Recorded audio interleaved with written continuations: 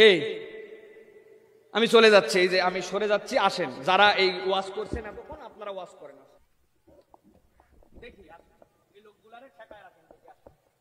আপনি আসেন এখানে, আসে আপনি 15 মিনিট কথা বলেন, একটা লোক আর থাকবে না। আল্লাহ রাব্বুল আমিন বলছেন, দুনিয়ার মানুষ শোনো, যখন এই দুনিয়ার জীবনটা তোমাদের শেষ হয়ে যাবে, দুনিয়ার জীবন শেষ হওয়ার পরে পরকাল নামক একটা জীবন তোমাদের শুরু হবে। ওই জীবনে আল্লাহ রাব্বুল আমিন সব মানুষগুলাকে তার সামনে হাজির করে দিবেন। আল্লাহর সামনে সব মানুষগুলা যখন দাঁড়িয়ে যাবে, দাঁড়িয়ে যাওয়ার পরে রব্বুল আমিন সব মানুষের দিকে এবার নজর ফিরায় দিবেন।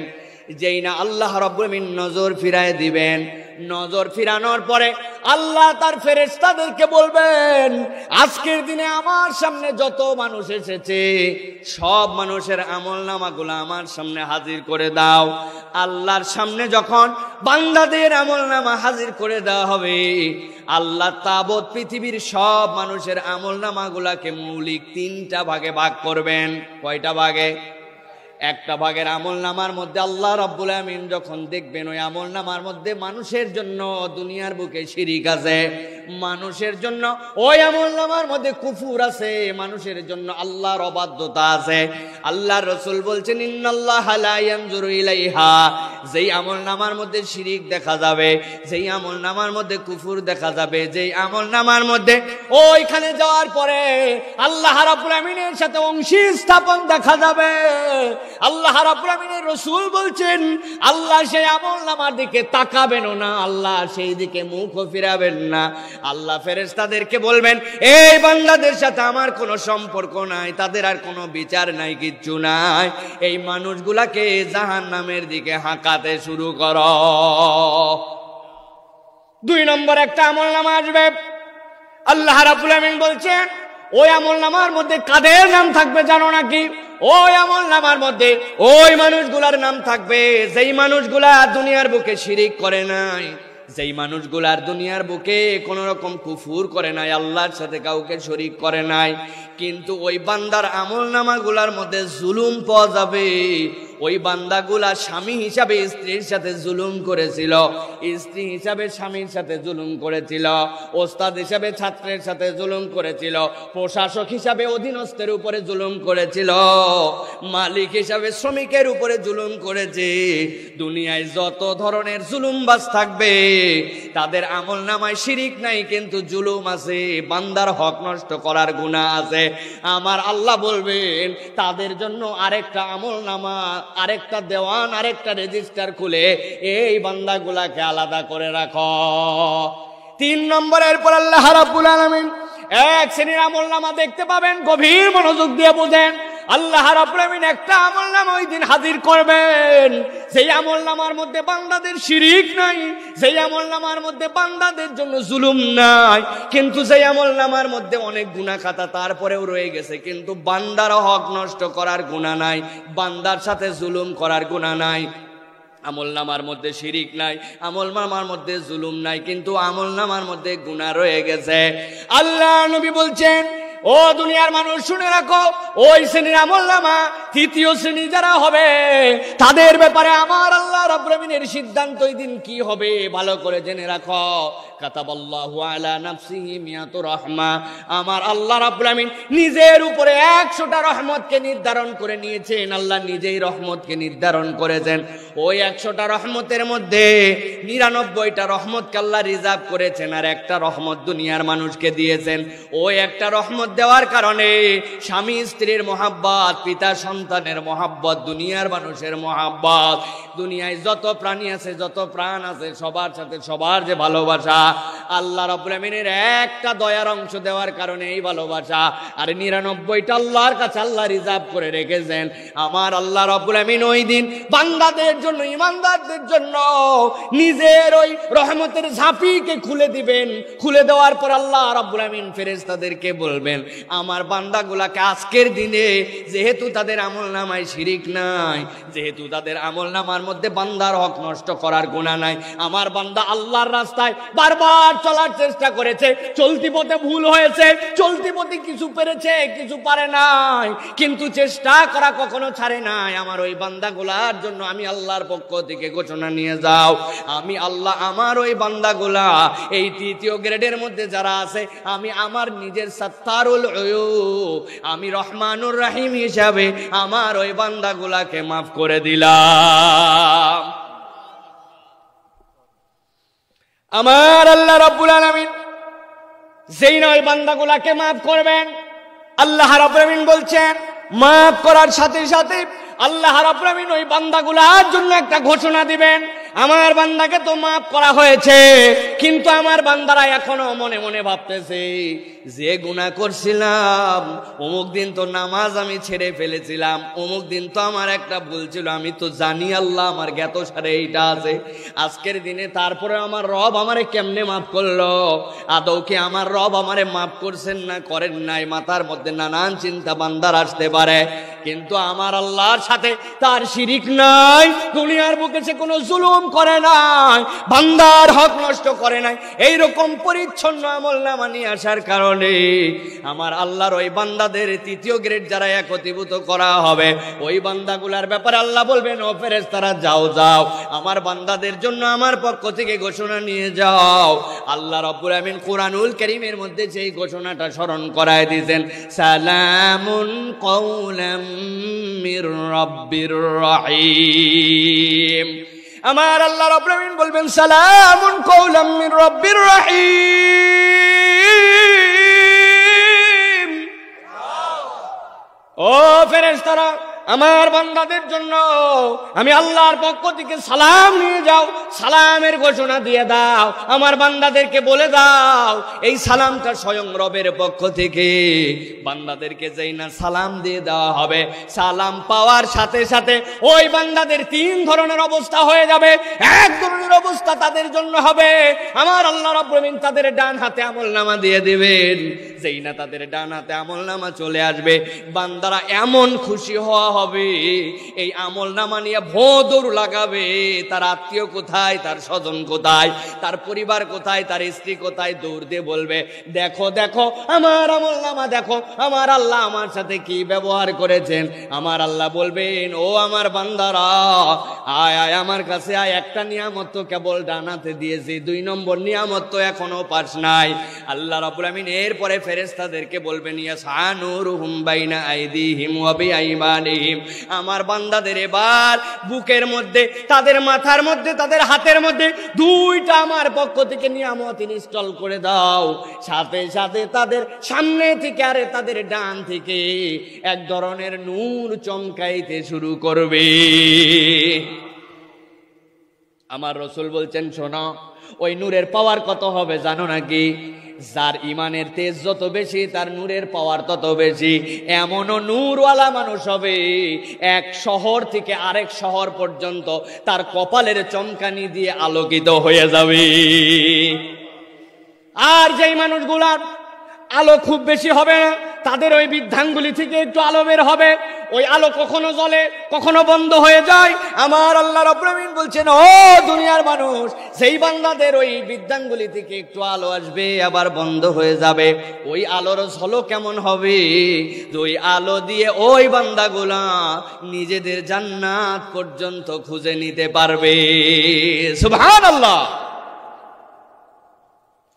গভীর মনোযোগ দিয়ে বুঝেন, আলোচনার মধ্যে এখন প্রবেশ করব, ভূমিকাটা একটু বুঝতে পারছেন তো?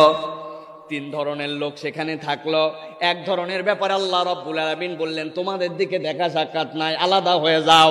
আরেক দলকে পেন্ডিং রাখা হয়েছে, তোমাদের হিসাব বরাবর করতে হবে, তোমরা বান্দার হক নষ্ট করে আসছো, জুলুম করে আসছো, অন্যায় অবিচার করে আসছো। আরেক দলকে আল্লাহ রাব্বুল আলামিন বললেন তোমাদের খোঁজ খবরে তোমরা ডাইরেক্ট জান্নাতের দিকে রওনা হয়ে যাও। এই 3 শ্রেণীর লোকের মধ্যে আল্লাহ রাব্বুল আলামিন যাদেরকে সালাম দিয়ে দিবেন, ওই সালাম প্রাপ্ত লোকগুলা যখন যখন জান্নাতের দিকে রওনা হয়ে যাবে, ওই জান্নাতের দিকে রওনা হওয়ার সাথে সাথে দেখা যাবে কতকগুলা মানুষ, ওই মানুষ যাদেরকে আল্লাহ রাব্বুল আলামিন সালাম দিয়ে দিয়েছেন, ওই লোকগুলার সাথে আষ্টে পিষ্টে জড়ো হয়ে, ওই লোকগুলার সাথে মিশে মিশে, ওই লোকের সাথে তালগোল পাকায়া আল্লাহর সালাম প্রাপ্ত বান্দাদের সাথে তারাও জান্নাতের দিকে রওনা হবে। আমার আল্লাহ রাব্বুল আলামিন বলছেন, যেই না এই মানুষগুলা সালাম প্রাপ্ত হওয়ার পরে আরেক দল যখন তাদের সাথে একত্রিত হয়ে একসাথে মিশে যখন ওই কিয়ামতের দিনে তাদের সাথে জান্নাতের দিকে হাঁটা দিতে শুরু করবে, আমার রব্বুল আলামিন সাথে সাথে ফেরেশতাদেরকে ঘোষণা দিবেন, ও ফেরেশতারা, এখনই তোমরা ময়দানে নামো।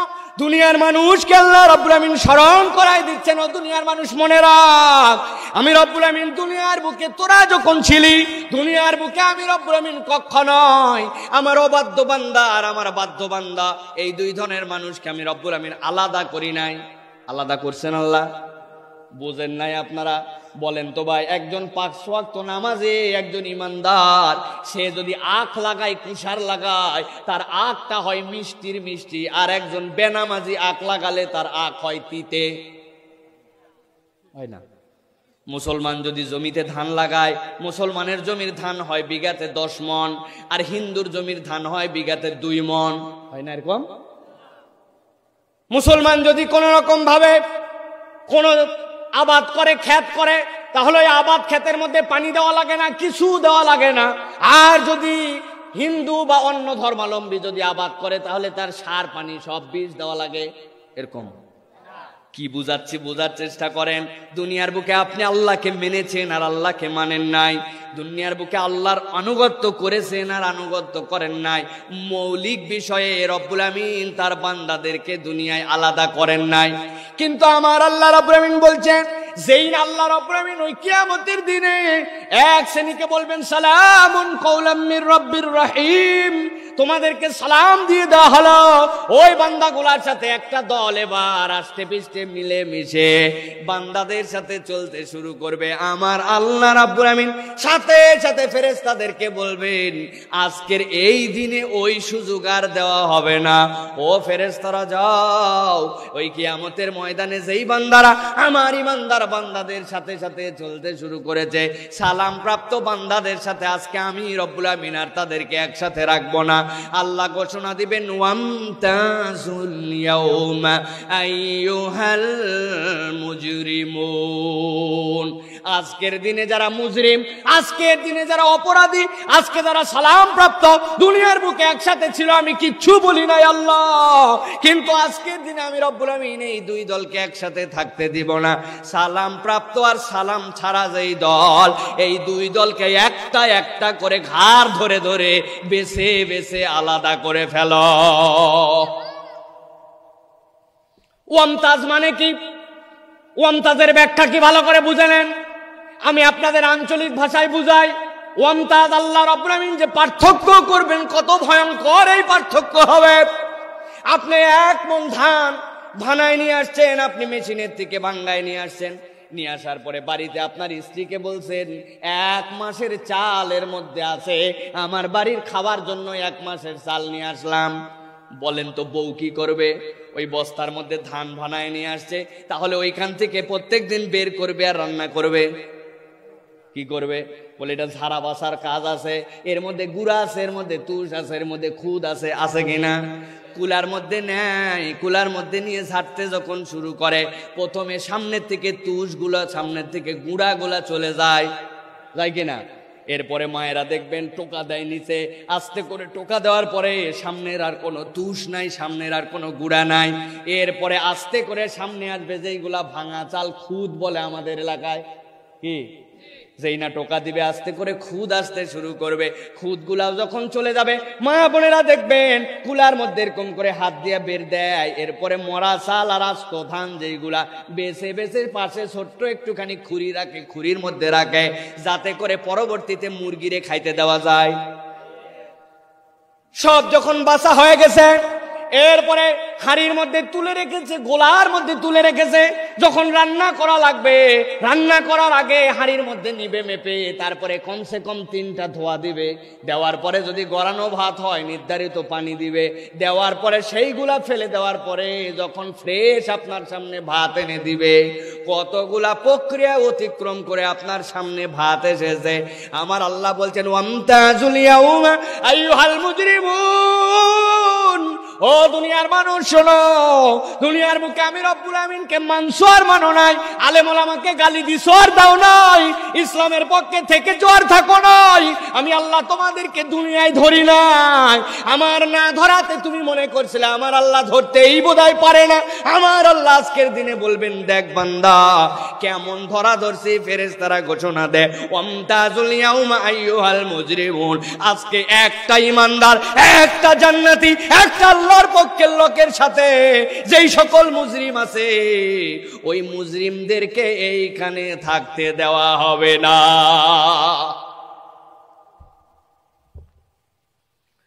আল্লাহ রাব্বুল আমিন এরপরে বলছেন, প্রতি লাইনে লাইনে আপনার আমার জন্য শিক্ষা আছে, ভালো করে বুঝেন। আল্লাহ বলছেন একটা দল সালাম প্রাপ্ত হলো, বুঝতে পারতেছেন, আর একটা দলকে মুজরিম করে আলাদা করে দেওয়া হলো।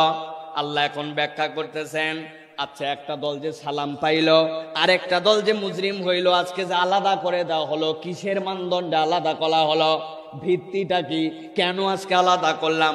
আল্লাহ বান্দাদেরকে জানাচ্ছেন, শোন শোন কেন আলাদা করছি।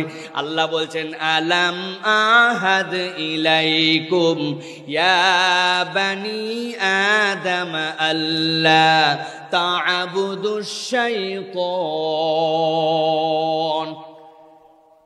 আমার আল্লাহ রাব্বুল আমিন বলছেন আলাম আহাদ ইলাইকুম ইয়া বানি আদম, ছোট্ট একটু শব্দ ইয়া বানি আদম, কিন্তু আমার আল্লাহ রাব্বুল আমিনের মধ্যে বিগ একটা মেসেজ দিয়ে রাখছেন। দুনিয়ার বুকে আদম আলাইহিস সালামের পর থেকে কিয়ামত পর্যন্ত যত মানুষ আসবে আল্লাহ রাব্বুল আমিন সব মানুষকে এর মধ্যে সম্পৃক্ত করেছেন। আপনি আওয়ামী লীগ করেন না, আপনি বিএনপি করেন, আপনি জামাত করেন না, আপনি জাসদ করেন, আপনি খ্রিস্টান না, আপনি বাঙালি, আপনি মুসলমান না, আপনি ইহুদি, আল্লাহ রাব্বুল আমিন এরকম করে কাউরে মেনশন করেন নাই। আপনি কি প্রথম প্রজন্মের মানুষ নাকি কিয়ামতের দিনের আগের মানুষ আল্লাহ বলেন নাই। আল্লাহ বলছেন আলাম আহাদ ইলাইকুম ইয়া বানি আদম, ও আদমের সন্তান, যত সন্তান আছো দুনিয়ার বুকে, আমি আল্লাহ সব সন্তানকে বললাম, আমি আল্লাহ কি তোমাদের কাছে একটা ওয়াদা করাইছিলাম কিনা? ওয়াদা কয়টা? কয়টা?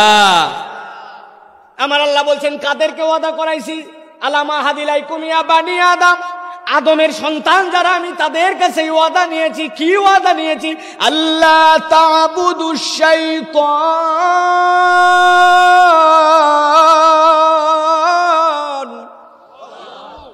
আল্লাহ রাব্বুল আমিন বলছেন আমি একটা মাত্র ওয়াদা করাইছি, ও আমার বান্দারা খবরদার খবরদার, তোরা যেন শয়তানের ইবাদত করবি না।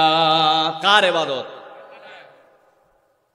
বুঝতে হবে এবং 3টা উত্তর দিতে হবে। এখন ভালো করে বোঝেন তো। আল্লাহ রাব্বুল আমিন এখানে বলছেন একদলরে সালাম দিলেন, দেওয়ার পরে তাদেরকে জান্নাতের গাড়ি লাগায় দিলেন। ওই মানুষগুলা বউ বাচ্চা কাচ্চা সব নিয়ে জান্নাতের দিকে রওনা হয়ে গেল। সাথে সাথে আরেকটা দল ওর সাথে যুক্ত হলো, হয়ে তারাও চান্স নিছিল যদি এর সাথে সাথে যাওয়া যায়। আমার আল্লাহ বলছেন না না, আজকে তোমাদেরকে যেতে দেওয়া হবে না। তাদেরকে আলাদা করে ফেলে দেওয়া হলো। আলাদা করার পর আল্লাহ কারণ ব্যাখ্যা করছেন আলাম আহাদ ইলাইকুম ইয়া বানি আদম, ও আদমের সন্তানরা আমি কি তোমাদের কাছে একটা ওয়াদা নিয়েছিলাম না? কি ওয়াদা নিয়েছিলাম? আল্লাহ তা'বুদুশ শাইতান, খবরদার খবরদার তোমরা যেন শয়তানের ইবাদত করবে না। আপনাদের কাছে জিজ্ঞাসা করি ভাই, দুনিয়ার বুকে কি কেউ আসলে শয়তানের ইবাদত করে নাকি? করে? 3টা প্রশ্ন দিব, বুঝে থাকলে উত্তর দিবেন। বলেন তো, আপনাদের এলাকায় একটা লোক আছে, যেই লোকটা 5 ওয়াক্ত নামাজ পড়ে, 1 ওয়াক্ত নামাজও ছাড়ে না, আল্লাহ রসুলকে মহব্বত করে, জুম্মার নামাজ পড়ে, ঈদের নামাজ পড়ে, আগে আগে মসজিদে যায়, এরকম মুসল্লি আছে না ভাই? ওই মুসল্লির কাছে যে যদি জিজ্ঞাসা করেন, ও মুসল্লি ভাই, তুমি যে 5 ওয়াক্ত নামাজ পড়ো, কোনো নামাজ ছাড়ো না, আগে আগে মসজিদে যাও, তুমি কার জন্য এই ইবাদত করো? চিৎকার করে বলেন তো, কার কথা বলবে? ঘুমায় গেছেন ভাই? কার কথা বলবে? আরেকটা লোক আপনার এলাকায় আছে, সব সময় নামাজ পড়ে না, সপ্তাহের দিনে খালি নামাজ পড়তে যায়, আছে না ভাই? এর কেউ ভিআইপি কিছু মুসল্লি আমাদের ঢাকায় আছে, নতুন একটা জায়নামাজ তুলে রাখছে আলমারিতে, একবারে ঈদের দিনে বগলের মধ্যে নিয়ে নামাজ পড়তে যায়, 12 মাস নামাজের খবর নাই, আছে না ভাই? এখন ধরেন সাপ্তাহিক মুসল্লি, অথবা 2 ওয়াক্ত পরে, অথবা চান্সে যখন পায় তখন পরে, চান্সে না হলে পরে না, এরকম মুসল্লি আছে না ভাই? এখন ওই মুসল্লির কাছে যে আপনি যদি জিজ্ঞাসা করেন, ও ভাই, তুমি তো মাঝে মাঝে নামাজ পড়ো, 2 ওয়াক্ত পড়ো, 3 ওয়াক্ত পড়ো, 1 ওয়াক্ত পড়ো, তুমি যেই নামাজটা পড়ো, যতটুকুই পড়ো, এটা কার জন্য করো? কার কথা বলবে? বুঝে বলেন, কার কথা বলবে? 1 নম্বর উত্তর শেষ। এবার 2 নম্বর প্রশ্নে আসেন। আপনাদের এলাকায় এমন হিন্দু আছে, সকাল সন্ধ্যা উলুধ্বনি দেয়, প্রত্যেক দিন তার বাড়ির মধ্যে যেই মন্দির বা ছোট্ট একটুখানি মূর্তি বানায় রাখছে, ওর কাছে ফুল দেয়, ওর কাছে আরাধনা করে, প্রত্যেক দিন তো করেই করে, আরো যত পূজা আছে সব পূজাগুলাও করে, এরকম হিন্দু আছে না ভাই? আছে। ওই হিন্দুর কাছে যদি যে জিজ্ঞাসা করেন, তুমি কার ইবাদত করো বলো তো, ওকে আপনি বলেন তো, জিজ্ঞাসা করলে কি বলবে? কার ইবাদত করে? ভগবান। কার করে? আবার এমন হিন্দু আছে, 12 মাস কোনো খবর নাই, একবারে দুর্গা পূজা 10মীর দিনে শেষ মুহূর্তে যাইয়ে ভগবানের সামনে হাজিরা দেয়, কিছু হাদিয়া নজর দিয়ে ব্রাহ্মণের কাছে দোয়া চায়, 12 মাস পূজা পার্বণ কোনো কিছুর ধার ধারে না। এরকম অধার্মিক হিন্দু আছে কিনা ভাই? এখন ওর কাছেও যাই, যদি বলে না, এই বেটা, তুই যে খালি এই যে দুর্গা পূজার শেষের দশকে শেষের সময় আসলি, তুই কার জন্য আসলি?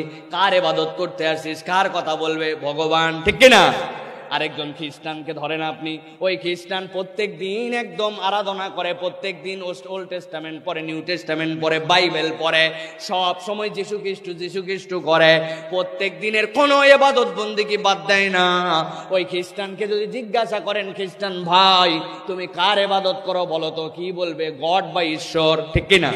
আবার এমন টাউট খ্রিস্টানও আছে, কিচ্ছু করে না, 12 মাস খবর নাই, কেবল 25শে ডিসেম্বর বড়দিনের দিনে হাজির হয়ে ওইখানে গির্জার মধ্যে যাইয়া কিছু একটুখানি করে, যা না করে তার থেকে খাওয়ার ধান্দা করে। এইরকম একটা খ্রিস্টানের কাছেও যে যদি যে জিজ্ঞাসা করেন, ও খ্রিস্টান ভাই, তুমি যে বছরে একদিন কেবলমাত্র ঈশ্বর ঈশ্বর গড গড করো, ওইটা তুমি কার জন্য করো? কার কথা বলবে?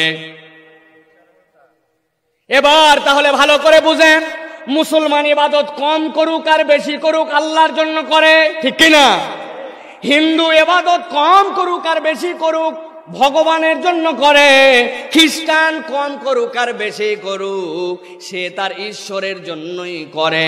কিন্তু জিজ্ঞাসা হলো, আমার আল্লাহ রাব্বুল আলামিন ওই কিয়ামতের দিনে যখন একটা শ্রেণীকে সালাম দেওয়ার পরে আরেকটা শ্রেণীকে বলবেন তোমরা আলাদা হয়ে যাও, আর আলাদা হওয়ার কারণ যখন আমার আল্লাহ রাব্বুল আলামিন জানাবেন, দুনিয়ার মানুষ কারণটা জানো নাকি? কি কারণ? আমি আল্লাহ বলছিলাম, আলামা হাদিলাইকুম ইয়া বানি আদম আল্লাহ তা'বুদুশ শাইতান, খবরদার খবরদার তোমরা শয়তানের ইবাদত করবে না। একটু মাথা ঠান্ডা করে নিজের কাছে এখন জিজ্ঞাসা করেন তো, মুসলমান কম করলো বেশি করলো আল্লাহর জন্য, শয়তানের জন্য নয়। হিন্দু কম করলো বেশি করলো শয়তানের জন্য নয়। খ্রিস্টানও কম করলো বেশি করলো শয়তানের ইবাদত হিসাবে নয়। কিন্তু আমার আল্লাহ বলছেন, আজকের দিনে ইমানদারদের থেকে যে তোমাদেরকে আলাদা করলাম, এই আলাদার কারণ হচ্ছে তোমাদের আমলনামায় শয়তানের ইবাদত পাওয়া গেছে। তাহলে কেউই তো শয়তানের ইবাদত করলো না, কেমনে বান্দার আমলনামায় শয়তানের ইবাদত আসলো? জিজ্ঞাসা আছে কিনা? এবার বুঝাই দেয় প্রিয় ভাইয়েরা, আল্লাহ যে বললেন আল্লাহ তা'বুদুশ শাইতান, শয়তানের ইবাদত করা যাবে না। আপনার আমার আমলনামার মধ্যে তাহলে শয়তানের ইবাদতটা কেমন করে ঢুকলো?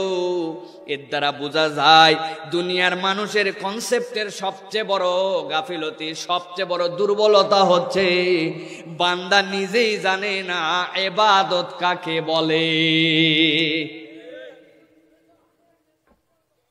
আমরা দুনিয়ার বুকে কেউ বা ইবাদত বানায় ফেলছি ছোট্ট একটু, আমার নামাজকে আমার ইবাদত বানাইছি, কেউ বা দুনিয়ার বুকে আমার রোজাকে আমার ইবাদত বানাইছি, কেউ বা দুনিয়ার বুকে আমার যতটুকু ভালো লাগে ততটুকু ইবাদত বানাইছি। কিন্তু ইবাদতের সংজ্ঞাটা যদি আমরা জেনে নিতে পারতাম তাইলে আমাদের এই সমস্যাটা আর থাকতো না। আমি আপনাদের পরিচিতি, আপনাদের জানা কথায় ইবাদতের সংজ্ঞাটা আপনাদের মাথায় দিয়ে যাই। যতদিন দুনিয়ায় বেঁচে থাকবেন আপনার ইবাদতের সংজ্ঞায় আর ভুল হবে না। দেখেন তো ইবাদত বলতে কি বুঝি আমরা।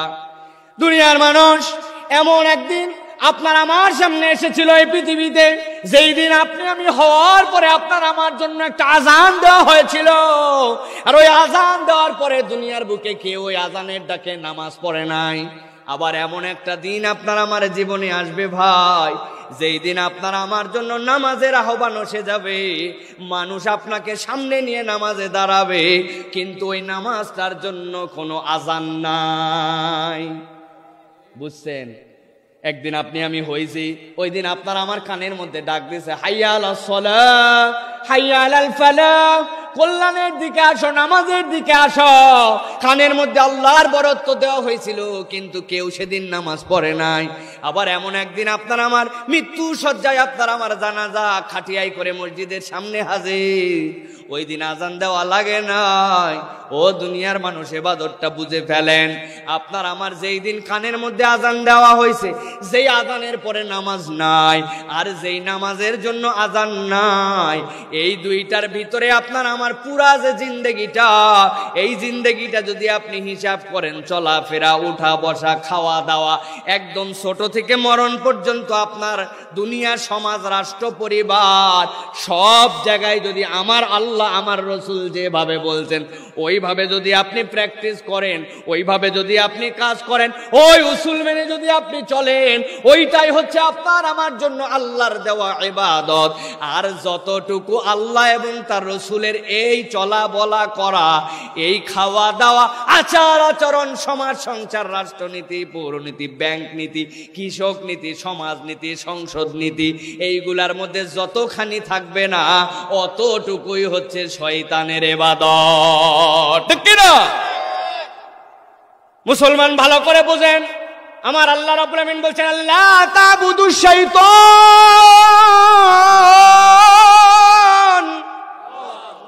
খবরদার খবরদার শয়তানের ইবাদত করো না।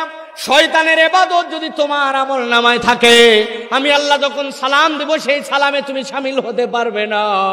আর দুনিয়ার মানুষ জেনে রাখো, আমি আল্লাহ শয়তানের একটা পরিচয় তোমাদের সামনে তুলে ধরলাম।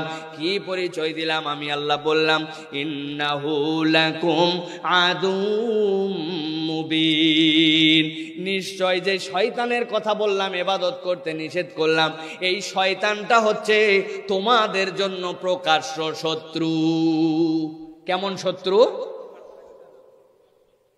ভালো করে বুঝতে হবে, প্রকাশ্য শত্রু। ইন্নাহু লাকুম আদুউম মুবিন, নিশ্চয় এই শয়তান হচ্ছে তোমাদের জন্য প্রকাশ্য শত্রু।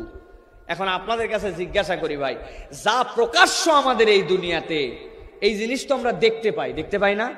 এখন শয়তান আপনার আমার জন্য প্রকাশ্য শত্রু। কারা কারা এখানে শয়তান দেখছেন? একটু হাত তোলেন তো ভাই। দেখছেন আপনারা? তাহলে কেমনে আমাদের জন্য এটা প্রকাশ্য শত্রু হলো? জিজ্ঞাসা থাকবে কিন্তু আপনার আমার জন্য, ইন্নাহু লাকুম আদুউম মুবিন। আরে শয়তান তোমার প্রকাশ্য শত্রু, আল্লাহ ডিক্লেয়ার করতেছেন। কই, আমি তো কোনোদিন শয়তানরাই দেখতে পেলাম না, প্রকাশ্য শত্রু আবার কেমনে হইল? প্রিয় ভাইয়েরা, এই জন্য ভালো করে বুঝে নিতে হবে প্রকাশ্য শত্রু কাকে বলে, শয়তান কেমনে আমাদের জন্য প্রকাশ্য শত্রু। তাফসীরের ভিতরে এইটার অনেক অনন্য ব্যাখ্যা আসছে, তবে আমি আপনাদের কাছে একটা মজার উদাহরণ দেই, যাতে করে প্রকাশ্য শত্রু কেমনে এইটা আপনার মাথার মধ্যে পরিষ্কার হয়ে যাবে। ফ্যানটা আরেকটু এদিক করে দেন, এইটাতে যেন বাতাস না লাগে, মাইকে বাতাস লাগবে, আরো পিছিয়ে দেন, হ্যাঁ এরকম করে দেন। প্রিয় ভাইয়েরা, ইন্নাহু লাকুম আদুউম মুবিন, বুঝেন যে শয়তান আপনার আমার জন্য প্রকাশ্য শত্রু কেমন করে। আমি আপনাদের কাছে একটা উদাহরণ দেই, আপনাদের এই গ্রামীণ জনপদের মানুষের জন্য এটা বোঝা খুবই সহজ। এই যে আসছিলাম, আসার সময় ডাইনে বামে দেখলাম অনেক বড় বড় পুকুর আছে আপনাদের এখানে। আপনাদের এলাকায় যখন মাছ ধরে পুকুরে, মাছ ধরার মৌলিক দুটো জিনিস আমরা ব্যবহার করি। একটা হচ্ছে হয় ছিপ দিয়ে, জাল দিয়ে, খেওয়ায়া, এইরকম করে আমরা মাছ ধরি। আর দ্বিতীয় হচ্ছে যদি মনে করি যে এই ছিপ দিয়ে, জাল দিয়ে, খেওয়ায়া, টানা দিয়া তারপরেও কিছু মাছ ছাড়া পড়ে, তাইলে এইবার পুকুর দিয়ে ছেঁচা, একবারে পুকুর ছেঁচে সব মাছ ধরি। ঠিক তো? এভাবেই তো ধরেন নাকি বাবা? এখন এক লোক মনে করছে পরপর 2-3 বছর ধরে মাছ ধরছি, ধরার পরেও পুকুরে দেখা যায় কিছু কিছু ভিআইপি মাছ লাভ ঝাপ দেয়, বোঝা যায় সারা পরে এইগুলো বড় হয়েছে। তো এইবার পুকুরের মাছ যেমনে ধরবো আর কোনো কথা নাই, এবার একবারে সেঁচ দিয়ে সব মাছ ধরে ফেলবো। সকাল থেকে স্যালো মেশিন লাগাইছে, লাগায়া একবারে সেঁচে সব পানি তুইলে যত মাছ ছিল সব মাছ ধরা শেষ। পুকুর এখন খালি কাদা, কাদা আর কাদা, পুরা পুকুর। জিজ্ঞাসা করি আপনাদের কাছে, পুকুর এখন পানিও শেষ, দেখা সব মাছও শেষ, এখন খালি পুকুর ভর্তি 1-1.5 হাত কাদা আর কাদা। বলেন তো সব মাছ ধরা শেষ না এখনো কিছু মাছ ধরা বাকি আছে? আছে। কি মাছ আছে ভাই? কিছু শোল আছে, কিছু বাইম আছে, কিছু চ্যাং আছে, কিছু কানস আছে। ঠিক কিনা ভাই? এইগুলো